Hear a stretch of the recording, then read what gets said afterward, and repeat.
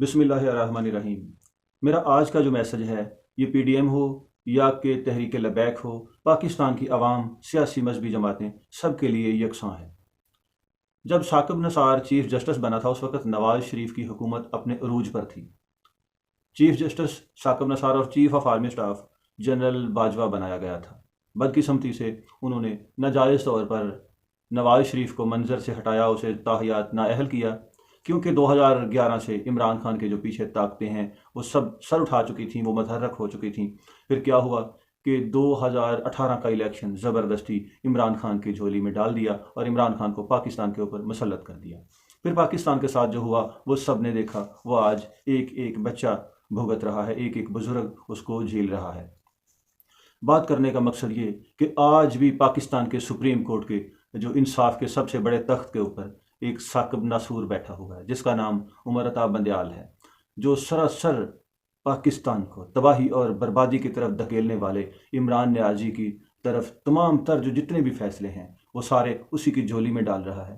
पैसा भी बना रहा है, ट्रकों में पैसा जाता है, वही पैसा जो पाकिस्तान का लूटा हुआ इमरान नियाज़ी के पास है। 24,000 अरब रुपया जो इमरान नियाज़ी ने लूटा, जो कर्ज लिया था, कोरोना की इमदादें, टैक्सेस, महंगाई करके जितना भी आवाम को लूटा, पाकिस्तान के जितने भी प्रोजेक्ट हैं, अगर मैं गिनने लगूं तो वीडियो लंबी हो जाएगी। वो सारे के सारे जो प्रोजेक्ट इमरान खान ने जो बेच दिए थे, वो सारा पैसा, फॉरेन फंडिंग का पैसा, वो सारा इमरान खान के पास है, जो उसको मिल रहा है कहाँ से?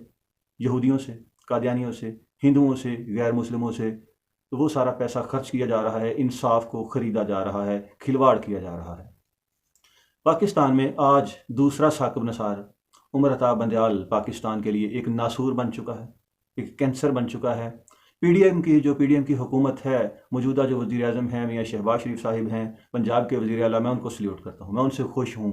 शुरू में लोग कहते थे लो जी ये मोहसिन नकवी साहब अहले तशरीह हैं, लेकिन इससे हटकर मैं खुश हूँ कि उन्होंने जो काम किया।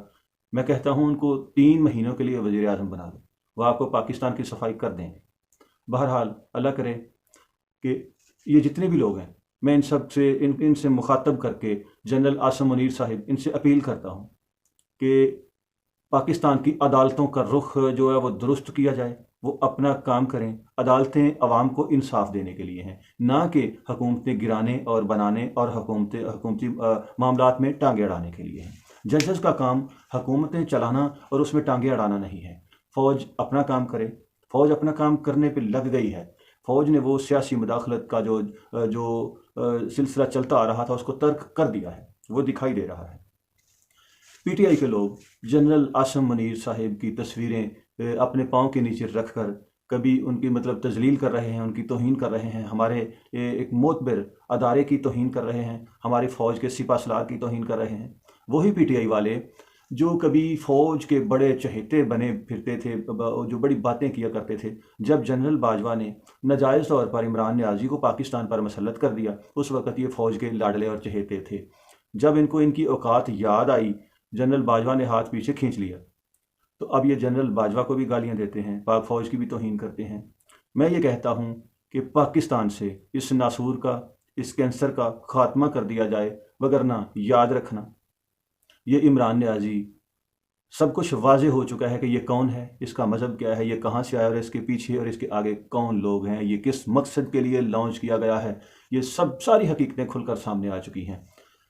मियाँ शहबाज शरीफ हो या नवाज शरीफ हो या मौलाना फजल रहमान या आसिफ जरदारी, कोई भी हो, या फिर तहरीक लबैक वाले हों, सबके साथ एक ही सलूक किया जाएगा।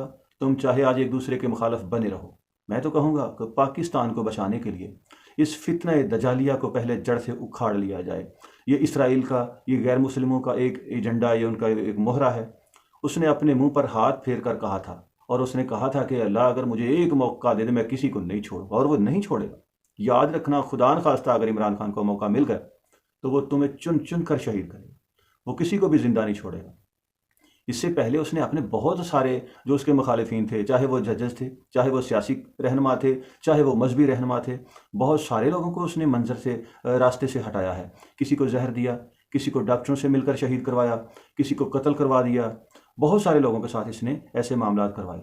मियाँ नवाज शरीफ को भी जहर दिया जा रहा था। बहरहाल चले, उनकी ज़िंदगी थी, अल्लाह ने उन्हें बचा दिया, वो बच गए। मियाँ नवाज शरीफ को जहर दे दिया गया था, تو اب جو عمران خان روز کوئی نئی بات کرتا ہے، جی زہر دیا جائے گا، مجھے یہ کیا جائے گا، مجھے وہ کیا جائے گا، کیونکہ وہ سب کچھ کرتا کرواتا رہا ہے اور وہ سب کچھ جانتا ہے۔ تو پی ڈی ایم کی جو ذمہ داران ہیں، پاکستان کی حکومت کے جو ذمہ داران ہیں، جو اداروں کے سربراہان ہیں، میں یہ کہتا ہوں کہ یہ جتنا بھی فتنہ دجال اصغر عمران خان کے حواری ہیں، ہر ایک محکمے میں، ہر ایک ادارے میں، جہاں جہاں پر بھی یہ بیٹھے ہیں، جب تک آپ ان گندی مچھلیوں کی تلفی نہیں کرو، پاکستان مشکلات سے نہیں نکلے گا۔ اس فتنے کا خاتمہ سب سے پہلے کیا جائے، انشاءاللہ ہمارے معاشی حالات بھی ٹھیک ہو جائیں گے، پاکستان اپنے پاؤں پہ کھڑا ہو جائے گا۔ لیکن جب تک یہ فتنہ پاکستان میں موجود ہے، یہاں پر یہ کبھی بھی پاکستان میں امن نہیں ہونے دے گا۔ آخر میں یہ دعا ہے کہ اللہ تعالیٰ پاکستان کو فتنہ دجالیہ عمرانیہ سے نجات دے۔ اللہ حافظ۔